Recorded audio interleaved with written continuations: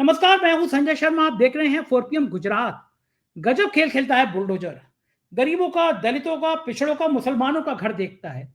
अमीर आदमियों के घर के आगे बुलडोजर का टायर पंचर हो जाता है, लोहे के पहिए टूट जाते हैं और जस्टिस गवई को कहना पड़ता है कि बुलडोजर न्याय का प्रतीक नहीं है। अभय दुबे जी से मैंने इन तमाम मुद्दों पर बात करी। मैंने पूछा कि बिहार में भाजपा डर क्यों रही है, गुजरात लॉबी के पसीने पसीने क्यों आ रहे हैं, अगर बिहार हारे तो क्या दिल्ली सिंहासन चला जाएगा। रोचक बातचीत है। चैनल को सब्सक्राइब करिए, ज्वाइन करिए। चलते हैं अभय दुबे जी के पास। 4 PM न्यूज नेटवर्क में स्वागत है अभय दुबे जी आपका। उत्तर प्रदेश से शुरू हुआ और फिर पूरे देश में फैल गया। जहां कहीं भी कोई विवाद हुआ और अगर आरोपी एक समुदाय का हुआ, खास समुदाय का हुआ, मुसलमान हुआ सीधे सीधे शब्दों में, तो बुलडोजर उसकी प्रॉपर्टी पे चला दो। गलती बेटे ने करी, मकान बाप का नाम है, लेकिन मकान ढा दो।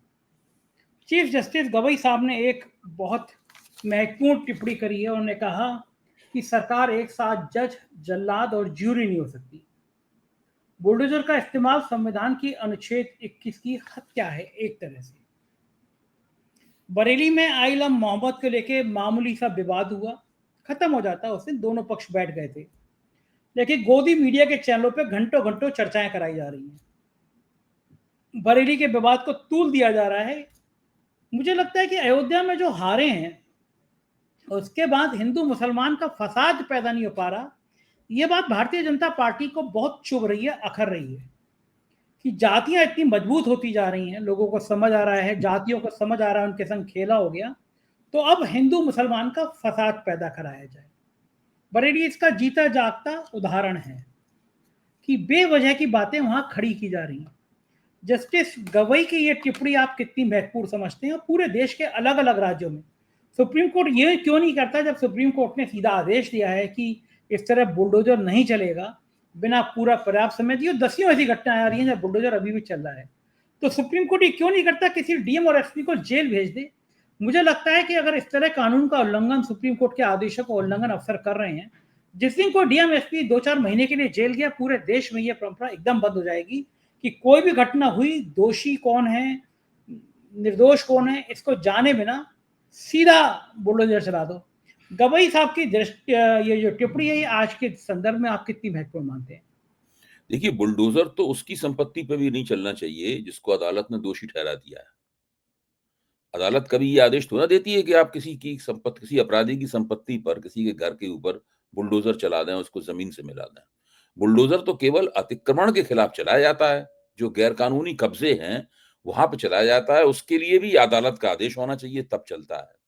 लेकिन उत्तर प्रदेश में बुलडोजर को उसी तरह इस्तेमाल किया जा रहा है जैसा कि न्यायमूर्ति गवई ने खुद कहा है कि वो जज भी है और जूरी भी है और जल्लाद भी है। ये सरकार नहीं कर सकती। सुप्रीम कोर्ट में दरअसल कभी भी बुलडोजर की जो नीति है उसका समर्थन नहीं किया। बुलडोजर की विकृति जो है ना, उसका समर्थन नहीं किया। वो लगातार उसकी आलोचना करता रहा है, उसके खिलाफ उसने आदेश पारित किए हैं। अब यहाँ समस्या थोड़ी दूसरी है, जिसकी तरफ आपने भी इशारा किया है। मैं वहीं से उठाता हूं अपनी बात को। समस्या यह है कि सुप्रीम कोर्ट के इस आदेश के बावजूद और जस्टिस गवई के इस कथन के बावजूद, इस कड़ी टिप्पणी के बावजूद, ना अभी तक बुलडोजर रुका है और मुझे उम्मीद नहीं है कि आगे रुकेगा।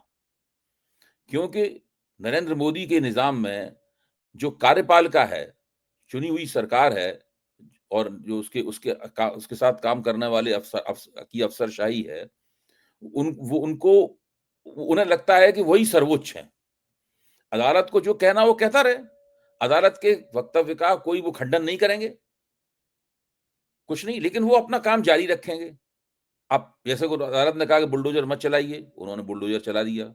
तो अब फिर से सामाजिक कार्यकर्ता, नागरिक समाज के लोग, जिसके घर के बुलडोजर चला है वो, और समाज के लोग फिर से देखिए देखिए साहब, आपके आदेश का उल्लंघन हुआ है।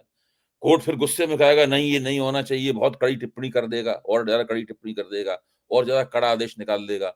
लेकिन वो कुछ नहीं, सरकार की कान पे जू नहीं रेंगेगी, वो फिर से बुलडोजर चला देगी। तो ये जो स्थिति है, इस स्थिति से कैसे निपटा जाए? स्थिति से निपटने का वही तरीका है जो आपने बताया, लेकिन आपने भी थोड़ा सा ऐसा सुझाव दिया है जो थोड़ा सा नीचे पायदान का है। मैं इसको और ऊंचे पायदान पे ले जाना चाहता हूं, उसी सुझाव को। ये मसला डीएम और एसपी का नहीं है।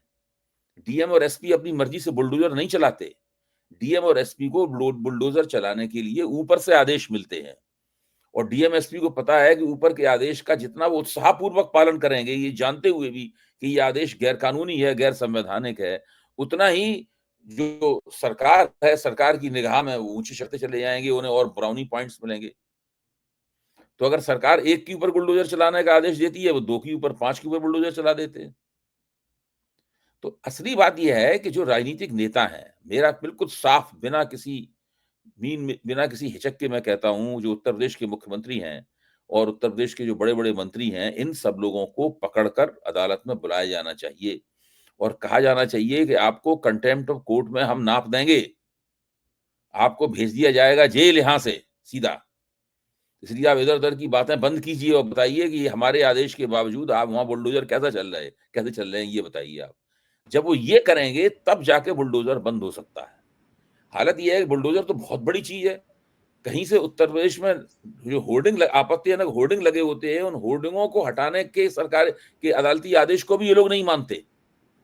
अदालत ने आदेश दिया कि ये आपत्तिजनक भाषा वाले और आपत्तिजनक तस्वीरों वाले होर्डिंग हटाए जाएं, तो ठीक है, होर्डिंग वाले 50 लगे हैं, तो उन्होंने अदालत का आदेश का पालन करते हुए 5 होर्डिंग हटा लिए, 45 होर्डिंग वैसे के वैसे ही लगे रहे। अब अदालत पूछेगी आपने होर्डिंग नहीं हटाई, हमने सब हटा लिए 5 होर्डिंग। अब जज साहब खुद थोड़ा गिनने के लिए जाएंगे वहां पर, अब फिर वहां पे झंझट हो अदालत में। तो आज अदालत कितने बार कोई अदालत जाएगा, कितने बार ये अदालत के अंदर ये संघर्ष किया जाएगा? ये तभी होगा जबकि एक ऐसी सजा दी जाए जिससे कि इबरत हासिल हो, यानी इससे सबक हासिल हो, वो नजीर बन जाए कि अदालत का आदेश अगर नहीं माना जाएगा तो अदालत आपको इस तरह टांग देगी कि आपका राजनीतिक कैरियर भी खत्म हो जाएगा, सजा हो जाएगी, आप चुनाव लड़ने काबिल नहीं रहेंगे। जब तक ये नहीं होगा तब तक ये लोग नहीं मानेंगे। ये बहुत ही निर्लज और थितड़ किस्म की सरकार है। सही बात। मैं अभय जी एक 2 मिनट का किस्सा आपको बताना चाहता हूँ। राजधानी लखनऊ का, योगी आदित्यनाथ के घर से 2 किलोमीटर की दूरी का एक सहारा शहर है, इसकी बड़ी चर्चा चल रही है कि अडानी साहब ने खरीदने जा रहे हैं वो। उसके बराबर में सृजन विहार कॉलोनी है। उस कॉलोनी में लगभग जितने घर हैं वो सब करोड़पतियों के हैं, अरबपतियों के घर हैं, और वो पूरी कॉलोनी इनलीगल है कि पूरी कॉलोनी का नक्शा पास नहीं है। एलडीए में लखनऊ विकास प्राधिकरण में वीसी साहब होते थे। एक अकबर नगर गरीबों की और खासतौर से मुसलमानों की बस्ती थी, वहां सौंदर्यीकरण होना था, कोई रिवर फ्रंट बनना था, पूरी बस्ती जाड़ों की कड़कड़ाती ठंड में बुलडोजर चलवा दिया। इनकम टैक्स ने पाया कि उसी सृजन विहार कॉलोनी में उन वीसी साहब का सास का घर है, और इनकम टैक्स ने पाया कि ये करोड़ों रुपए की जो कोठी है ये इनलीगल पैसे की है, सास का नाम है, दामाद जी एलडीए के वीसी के पैसे लगे हुए हैं, और इनकम टैक्स ने उस कोठी को सील कर दिया। सीआईएस का इतना बड़ा घोटाला सामने आने के बाद योगी सरकार को उसको सस्पेंड कर देना चाहिए। कोठी सील नहीं, कहीं से वो हाईकोर्ट से सिंगल बेंच का स्टे लेके आए, लेकिन प्रूफ तो था ही था कि कोठी में सास के नाम पैसे कैसे आ गए। उत्तर प्रदेश में बड़े आईएएस अफसर हैं जिनकी सास ससुर के नाम पे भी संपत्ति आ जाती है, लेकिन पूरी कॉलोनी इनलीगल। फिर मैंने आरटीआई में जवाब मांगा कि इस कॉलोनी में नक्शा पास है या नहीं है। 3-4 बड़े प्रबुद्ध किस्म के लोग आए, मुझ पर तरह तरह की सिफारिश करी कि इस मामले को मत उठाइए, और मेरे पास लिखकर कोई जवाब नहीं दिया। अभी कुछ दिन पहले सूचना आयुक्त ने 25,000 रुपए का जुर्माना लगाया एलडीए को कि मुझे सृजन विहार कॉलोनी की डिटेल क्यों नहीं दी जा रही, नक्शा पास है या नहीं पास है। और वो एलडीए के वीसी अब इटावा के डीएम है, नाम है इंद्रमणि त्रिपाठी। दूसरा उदाहरण सुनिए आप, और आपको हंसी आएगी। भारतीय जनता पार्टी के सांसद है संजय सेठ जी, लखनऊ में शालीमार बिल्डर, बड़ा जाना माना नाम है। संजय सेठ की जो शालीमार कंपनी थी, पहले जो समाजवादी पार्टी के साथ थे ये लोग, उस पे सैकड़ों करोड़ की जमीन कब्जाने के आरोप हैं। जांचें चली, ठंडे बस्ते में हो गई क्योंकि बीजेपी के एमपी हो गए। जेपीएनआई बहुत बड़ी बिल्डिंग बनी थी 600-700 करोड़ की, जैसी सरकार बदली, योगी जी आए, उसकी जांच के आदेश हो गए। डर के मारे संजय सेठ बीजेपी में आ गए, एमपी बन गए, बिल्डिंग खंडेर हो गई। मैं 1000 करोड़ की बिल्डिंग की कीमत कौन गई, खंडेर हो रही थी। मैंने कोर्ट में जाकर पीआईएल करी कि 1000 करोड़ तो जनता का पैसा है, ये क्यों बात हो रही है। चीफ जस्टिस की बेंच थी, नोटिस जारी हुए सरकार के, अब उसका काम शुरू हो रहा है, खुल रहा है। उन्हीं संजय सेठ की कंपनी शालीमार के लखनऊ में कम से कम 3-4 सोसाइटी ऐसी बनी है जिनके पूरे ऊपर 2 फ्लोर इलीगल हैं। एलडी ने मुझे भी लिख के दिया कि इलीगल फ्लोर है, उन पे बुलडोजर चलाने की हिम्मत नहीं पड़ती। लेकिन कोई मुसलमान है, दोषी है या नहीं है, कोई गरीब है, कोई पिछड़ा है, उसके घर में बुलडोजर चल जाता है। तो ये, और मैं अभय जी बिल्कुल जिम्मेदारी के साथ अपने चैनल पर दावा कर रहा हूँ, शायद लखनऊ की 10 बिल्डिंग भी ऐसी नहीं है जो नियम के तहत बनी हो, जिनके नक्शे पूर्णता पास हो। 10 मैं कह रहा हूँ, हजारों लाखों बिल्डिंग में से। और मैं दावा कर रहा हूँ उस चैनल पर जिम्मेदारी के साथ चैलेंज कर रहा हूँ कि मुख्यमंत्री जी का घर भी और दफ्तर भी एलडीए के नक्शे के हिसाब से नहीं बना है। तो क्या मुख्यमंत्री के घर पे भी बुलडोजर चल जाएगा? मैं आपकी बात से पूरी तरीके से सहमत हूं, और आप जो कह रहे हैं ये बात मैं कुछ और लोगों से भी सुन चुका कि लखनऊ में शायद ही कोई ऐसी जगह हो जो पूरी तरीके से कानून के मुताबिक और न्यायोचित ठहराई जा सके। अच्छा, ये स्थिति है। अब आता सवाल ये है कि बुलडोजर चलाने के लिए कौन सी इमारत चुनी जाती है, वो किसकी इमारत होती है, कौन होता है उसका मालिक। मेरा मानना है कि उस सूची में सबसे पहला नाम तो मुसलमानों का है। बिल्कुल ठीक बात। उसके बाद दूसरा नाम किसी ओबीसी का हो सकता है, तीसरा नाम किसी दलित का हो सकता है, लेकिन पहला नाम मुसलमानों का है, दूसरा नाम भी मुसलमान का है, तीसरा नाम भी मुसलमान का है, चौथा नाम भी मुसलमान का है, 10 तक मुसलमानों के ही नाम है, 11वें पे किसी और का नाम होता है। तो ये जो स्थिति है कि आपने ये जो बुलडोजर न्याय है, ये बुलडोजर न्याय मुसलमानों के खिलाफ कर, दरअसल मुसलमानों का मनोबल तोड़ देना चाहते हैं। उनको ये संदेश देना चाहते हैं कि आपकी कोई औकात नहीं है, आप मक्खी और मच्छर की तरह हैं, भुनगे की तरह हैं, जिस दिन चाहेंगे उस दिन हम आपको पीस देंगे, बुलडोजर के नीचे कुचल देंगे। और एक मुसलमान के घर पर बुलडोजर चलता है तो संदेश दूर दूर तक जाता है। वो संदेश केवल लखनऊ के भीतर ही नहीं रहता, वो लखनऊ से बाहर निकलता है, पूरे उत्तर प्रदेश में फैलता है, मीडिया के जरिए सारे देश में फैलता है। दिल्ली के मुसलमान भी उससे प्रभावित होते हैं, बिहार के मुसलमान भी उससे प्रभावित होते हैं। और ये उत्तर प्रदेश का दुर्भाग्य है कि उत्तर प्रदेश जो किसी जमाने में बड़ा उदार किस्म का राज्य माना जाता था, उसकी धरती से एक इस तरह का कट्टरतापूर्ण, अमानवीय और क्रूर संदेश निकल रहा है और सारे देश में फैल रहा है। हमारे लोकतंत्र के ऊपर ये एक बहुत बड़ा दाग है। और जो लोकतंत्र के खंबे हैं, जिसमें न्यायपालिका एक महत्वपूर्ण खंबा है, न्यायपालिका अभी तक इसको रोक नहीं पाई है। बावजूद इसके एक न्यायपालिका मानती है कि ये गलत हो रहा है, न्यायपालिका संदेश देती है, न्यायपालिका आदेश देती है, न्यायपालिका फैसले देती है, उसके बावजूद भी उनके आदेश का उल्लंघन करते हुए ये काम लगातार जारी है।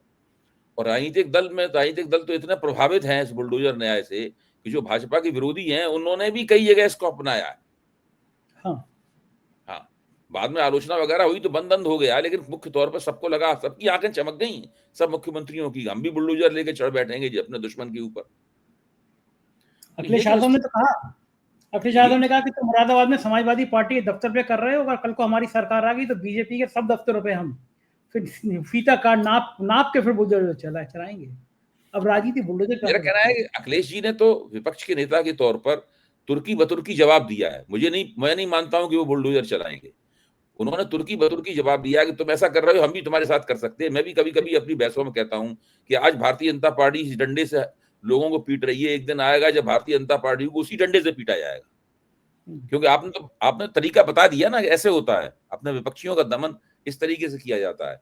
मेरे ख्याल से अगर भारतीय जनता पार्टी के दफ्तरों पर बुलडोजर चलता है तो वो भी गलत होगा, और ये बात सही है, उसकी जांच होनी चाहिए कि भाजपा ने कोई गैरकानूनी रूप से जमीन कब्जा नहीं कर रखा है, उन्होंने जो मकान बनाया है वो कानून के मुताबिक है या नहीं है, फिर उनको नोटिस दिया जाना चाहिए। पूरी कानूनी प्रक्रियाओं के बाद में उस अतिक्रमण को हटाया जाना चाहिए, ताकि ये एक वो बन जाए, एक उदाहरण बन जाए कि भाई जो जमीनों का अतिक्रमण करता है उसके खिलाफ कानून है और कानून के मुताबिक उसके ऊपर कार्रवाई की जाती है, न कि सत्ता के दम पर, दाब धौंस के दम पर उसके खिलाफ कार्रवाई की जाती है।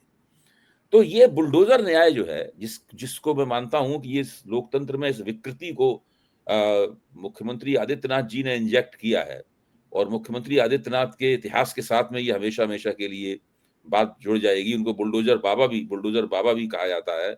और ऐसे भी हमारे समाज में बहुत से लोग हैं जो इस बात से बड़े प्रभावित रहते हैं कि बाबा बड़ा धाकड़ है। बाबा बहुत आपको मिलेंगे इस तरह की बात करते हुए लोग। कोई जरूरी नहीं है कि वो भारतीय अंतर्राष्ट्रीय स्वयंसेवक हों या भाजपा के। बाबा बड़ा धाकड़ है, वो तो बुलडोजर चला देता है, बाबा डंडा चलाता है, बाबा बड़ा डंडेबाज है, इस प्रकार की बातें करते हुए बहुत लोग मिलेंगे। लेकिन इस प्रकार की जो तथाकथित लोकप्रिय ओपिनियन है, इसका तिरस्कार करते हुए, इसके ऊपर कान न देते हुए सुप्रीम कोर्ट को एक स्थायी व्यवस्था करनी चाहिए, ताकि इस प्रकार की घटनाएं ना हों। इसी के साथ साथ में दूसरी जगहों पर जहां पर वास्तव में अतिक्रमण हटाने की आवश्यकता है, जहां गैरकानूनी तरीके से बड़े-बड़े बिल्डरों ने सरकारी रंग रुतबे का फायदा उठाते हुए, नेताओं से अपने संबंधों का फायदा उठाते हुए जो तमाम सारी जमीनें, तमाम सारी बिल्डिंगें तामीर कर दी हैं, उनको कैसे कानून के तहत लाया जाए, इसकी भी नियमावली बननी चाहिए, इसके भी प्रोटोकॉल बनने चाहिए, तब कहीं जाकर कानून का राज स्थापित होगा। लोकतंत्र में सरकार का काम होता है कानून का राज स्थापित करना, और अगर कानून का राज स्थापित नहीं है, इसका मतलब ये है कि वो लोकतंत्र अधूरा है। भारत का लोकतंत्र न केवल अधूरा है, बल्कि 1/4 भी नहीं है, मैं ये कहता हूँ। अधूरा का मतलब कह रहे हैं कि आधा लोकतंत्र है। ये 1/4 भी नहीं है मतलब। देखा जाए तो बहुत सारे मुकामों पे ये सिर्फ नाम मात्र का लोकतंत्र है। तो भारत के लोकतंत्र, ये बड़ी चुनौती है कि भारत के लोकतंत्र को नाम मात्र के लोकतंत्र की सीमा से निकालकर कम से कम पूरे लोकतंत्र बनने की तरफ तो बढ़ा जाए। बिल्कुल ठीक कह रहे हैं अभय जी। और अब बिहार की तरफ चलते हैं। चुनाव आयोग की टीम गई बिहार में। बीजेपी ने सबसे पहले वही पुराना राग आलापा कि जो बुर्का पहनने आ रही हैं महिलाएं, उनका सत्यापन कर रही है। अपना संजय शर्मा बंगलौर में भी वोट डाल रहे हैं, महाराष्ट्र में भी डाल रहे हैं, हरियाणा में भी डाल रहे हैं, बनारस में भी डाल रहे हैं। ऐसे लाखों लोग एक एक घर में 4-4 हजार वोटर बन जा रहे हैं। वन रूम के सेट में 250-250 वोटर एक कमरे में बन जा रहे हैं। उनकी चिंता नहीं है। लाइन में लगी हुई बुर्का वाली महिलाओं का सत्यापन कर लीजिए। बीजेपी का रटा रटाया डायलॉग। बिहार में क्या हताश है, बिहार में परेशान है बीजेपी के, ये सुर बिहार में नजर क्यों आ रहे हैं? देखिए, बिहार में तो मैं समझता हूं कि एनडीए ने, जब बिहार चुनाव की सुबुखाट शुरू हुई तो एनडीए, मैं मानता हूं, इंडिया गठबंधन से होड़ में आगे था। और इस बात को संजय कुमार ने भी अपनी एक टिप्पणी में कहा था, और अपने सर्वे वगैरह में भी आया था कि उनका सामाजिक गठजोड़ ज्यादा मजबूत दिख रहा है, ज्यादा शक्तिशाली है, और वो निकल जाएगा। लेकिन फिर धीरे धीरे राजनीतिक घटनाक्रम जब आगे बढ़ा तो परिस्थिति बदलनी शुरू हुई। खासतौर से मैं समझता हूं इसमें राहुल गांधी और तेजस्वी की जो जोड़ी है, उसका बड़ा भारी योगदान है, जिसने वहां पे माहौल बदल दिया है पूरी तरीके से। राहुल गांधी ने जो वोट अधिकार यात्रा की, उसके बाद में फिर बिहार अधिकार यात्रा तेजस्वी यादव ने निकाली, और जो परिस्थितियां बनी उसमें लगता है कि जो इंडिया गठबंधन है वो अधिक एकताबद्ध है। उसके पास उद्देश्य, स्पष्ट उद्देश्य है, निशाना साफ है उसकी निगाह में कि क्या उसे करना है। और जो एनडीए है, एनडीए के अंदर नेतृत्व का बड़ा भारी अभाव है। प्रशांत किशोर ने इस प्रकार के तमाम आरोप लगाए हैं, जिससे एनडीए के नेताओं की, नीतीश कुमार को अगर छोड़ दिया जाए तो बाकी सबकी साख जो है डावाडोल है, और जनता की निगाह में उनकी साख पर एक सवालिया निशान लगा हुआ है। तो इस वक्त लड़ाई में जो एनडीए को लाभ था, बढ़त थी, वो लाभ समाप्त हो गया। और ये चीज भारतीय जनता पार्टी के लिए किसी झटके से कम नहीं है कि वो लाभ समाप्त हो गया है। असली भारतीय जनता पार्टी की जो बौखलाहट है, उसकी जो बेचैनी है, उसका कारण ये है। ये लग रहा है कांग्रेस ने तो कह दिया कि निर्वाचन आयोग भारतीय जनता पार्टी की बी टीम होके रह गया है। अभय जी, क्या लगता है आपको कि देश के जनमानस में, आम आदमी के मन में भी ये बात धर गई है कि जो निर्वाचन आयोग है ये वाकई में बीजेपी की बी टीम है? इससे कोई उम्मीद नहीं है हमें। भाई देखिए, अगर आप सोशल मीडिया पे देखें, सोशल मीडिया पे इंस्टाग्राम है, सोशल मीडिया पर यूट्यूब के चैनल्स हैं, फेसबुक के ऊपर लोग पोस्ट करते हैं, अगर आप इन सब पे निगाह डालें, और जो राजनीति में दिलचस्पी रखते हैं लोग और अपनी टीका टिप्पणियां करते हैं, साधारण लोग हैं, किसी पार्टी के कार्यकर्ता वगैरह नहीं है, तो आप पाएंगे कि वो इस विषय के ऊपर सोच रहे हैं। जो विपक्ष ने मुहिम चलाई, राहुल गांधी के नेतृत्व में जो मुहिम चली, उसने कम से कम इतना काम तो कर ही दिया है कि लोगों के दिमाग में ये बात दर्ज हो गई है, ये नारा रजिस्टर हो गया है लोगों के दिमाग में कि वोट चोर गद्दी छोड़, वोट चोर गद्दी छोड़। बच्चा भी इस बात को कह रहा है, छात्र भी इस बात को कह रहा है, और पकी उम्र का भारतीय जो है ना, वो भी इस बात को कह रहा है। तो ये चीज शुरुआत है। मैं ये नहीं कहूंगा कि अभी शिखर पे पहुंची है, लेकिन ये शुरुआत है कि जो नीतीश कुमार और बीजेपी की मिलीजुली सरकार है, इस सरकार के खिलाफ एंटी इनकम्बेंसी एक ऐसे मुकाम पर पहुंच गई है जहां से वो केवल आगे ही बढ़ सकती है, पीछे नहीं जाएगी एंटी इनकम्बेंसी। और अगर जरा सी भी आगे बढ़ गई और 50%, 60% को उसने पार कर लिया, फिगर को पार कर लिया, तब फिर बिहार में सत्ता परिवर्तन होना बिल्कुल सुनिश्चित है। हाँ, बिहार की स्थिति तो ज़्यादा नाजुक होती चली जा रही है। और ये जो बिहार में अलग अलग मोर्चे बन रहे हैं, जो बगावत दिखाई दे रही है कि मतलब इस समय नीतीश कुमार की पार्टी के विधायक भी अगर टाटा बाय बाय करने लगे इसका मतलब यह है कि डूबते हुए जहाज से चूहे पहले कूदते हैं, जो कहावत है। बिहार में मुझे लग रहा है नीतीश की पार्टी में अब ये मैसेज जा रहा है कि भैया अब जहाज डूब रहा है। देखिए, बहुत से लोगों ने कांग्रेस राष्ट्रीय जनता दल ज्वाइन किया है, खासतौर से एक एक विधायक हैं बिंद, उनके बिंद समाज के विधायक हैं, उन्होंने भी राष्ट्रीय जनता दल की सदस्यता ग्रहण कर ली है भाजपा छोड़कर, और उनके साथ और भी कुछ लोग गए हैं, कार्यकर्ता स्तर के लोग गए हैं। ये तो सबको दिखाई पड़ रहा है कि इस बार एनडीए का सत्ता में लौटना मुश्किल है, ये सबको दिखा। प्रशांत किशोर भी इस बात को समझ गए हैं, उन्होंने लालू यादव और तेजस्वी यादव के खिलाफ बोलना तकरीबन बंद कर दिया है, वो उनकी आलोचना नहीं करते। मौका देख के वो कहीं पे आरोप न लग जाए इसको ध्यान रखते हुए राहुल गांधी की तारीफ भी करते रहते हैं, और वो पूरी उनकी कोशिश है किसी तरीके से महागठबंधन के साथ में उनका एक अघोषित सा एक समझदारी बन जाए दोनों के बीच में, कम से कम सारी सीटों पर न बने तो कुछ सीटों पर बन ही जाए। तो जब ऐसी स्थिति बन जाती है उसके बाद लगता है कि सब लोगों में मतैक्य स्थापित हो गया है कि अब ये राष्ट्रीय जनतांत्रिक गठजोड़ की सरकार वापस नहीं लौटेगी। नीतीश कुमार तो वापस सरकार लौट आया तब भी मुख्यमंत्री नहीं बन सकते, सरकार ही नहीं लौटेगी, तो उनके किसी के मुख्यमंत्री बनने का सवाल ही पैदा नहीं होता। तो ये चीज तो धीरे धीरे बिहार में बनती जा रही है, और मुझे लगता है कि अब नरेंद्र मोदी के पास में और नीतीश कुमार के पास में ये जो सिलसिला शुरू हो गया है गिरावट का, इस सिलसिले को रोकने का एक ही तरीका है कि वो ज्यादा से ज्यादा लाभार्थियों के हाथ में पैसा पंप करें। नीतीश कुमार पहले से पैसा पंप कर रहे हैं लगातार, केंद्र सरकार भी जुट गई है, नरेंद्र मोदी भी उस काम में जुट गए हैं पैसा पंप करने के नाम पर। और अभी 10,000 रुपए कितनी महिलाओं को, 75% महिलाओं को दिए गए हैं, उसके बाद बाकी और 25% को दिए जाएंगे, उसके बाद कुछ और भी दिए जाएंगे। तो मुझे लगता है कि चुनाव की आचार संहिता की घोषणा तक अभी लाभार्थियों के हाथ में पैसा पंप करने की मुहिम उनकी तरफ से और ज्यादा चलाई जाएगी, ताकि किसी भी तरीके से कुछ तो एंटी इनकम्बेंसी बंद हो। वरना अभी तो लग रहा है कि अगर ये ऐसी तरह आगे बढ़ती रही बात, जैसा परिस्थिति चल रही है, तो भाजपा को और नीतीश कुमार को लेने के देने ना पड़ जाए। एक बड़ा मुद्दा ये हुआ कि मोदी जी ने ट्रंप साहब की तारीफ करी है इजराइल हमास के बीच में जो वो शांति वार्ता कराना चाह रहे हैं, तो मोदी जी बड़े खुश हो गए कि ट्रंप साहब बहुत ही बढ़िया कर रहे हो आप इजराइल हमास के बीच में। ये मोदी जी जो चमचाई कर रहे हैं, ट्रंप पिघलेंगे नहीं पिघलेंगे, इससे कोई काम बनेगा नहीं बनेगा? नहीं, कुछ हो ही नहीं सकता, इसलिए नहीं हो सकता कि जब अदालत में बात गई कि ट्रंप ने ये जो टैरिफ लगाए हैं भारत के ऊपर ही नहीं सारी दुनिया में दूसरे देशों पे भी, ये टैरिफ कानूनी है या गैर कानूनी है, इनको अधिकार है भी टैरिफ लगाने का, ये अधिकारों से आगे बढ़ के ये काम कर रहे हैं। तो कोर्ट ने ट्रंप के खिलाफ फैसला दे दिया, लेकिन खारिज नहीं किया, फैसला दे दिया कि टैरिफ गैर कानूनी है, और कहा कि आप हमारे फैसले के खिलाफ सुप्रीम कोर्ट में अपील कर लीजिए। तो ट्रंप साहब की सरकार फौरन सुप्रीम कोर्ट चली गई, वहां जाकर उन्होंने एफिडेविट दाखिल किया। उस एफिडेविट में क्या लिखा हुआ है, ये महत्वपूर्ण सवाल है। उस एफिडेविट में लिखा हुआ है कि नेशनल इमरजेंसी की हालत में, राष्ट्रीय आपात स्थिति की हालत में राष्ट्रपति को अधिकार प्राप्त है कि वो टैरिफ किस तरह लगाए। अब सवाल ये जो राष्ट्रीय आपात स्थिति कैसे बनी, वो कैसे मानी जाए कि भाई ये राष्ट्रीय आपात, उसके लिए उन्होंने तर्क दिया है कि भारत रूस से तेल ले रहा है, भारत के रूस से तेल लेने के कारण जो रूस और यूक्रेन के बीच में युद्ध है वो युद्ध बंद नहीं हो रहा है, इससे अमेरिका में राष्ट्रीय आपात स्थिति बन गई है, इसलिए ट्रंप को टैरिफ लगाने का अधिकार है। तो हाँ, आप सोचिए, जब कोर्ट में उन्होंने लिख के दे दिया है ट्रंप एडमिनिस्ट्रेशन ने, तो अब ट्रंप एडमिनिस्ट्रेशन इस बात से पीछे नहीं हट सकता।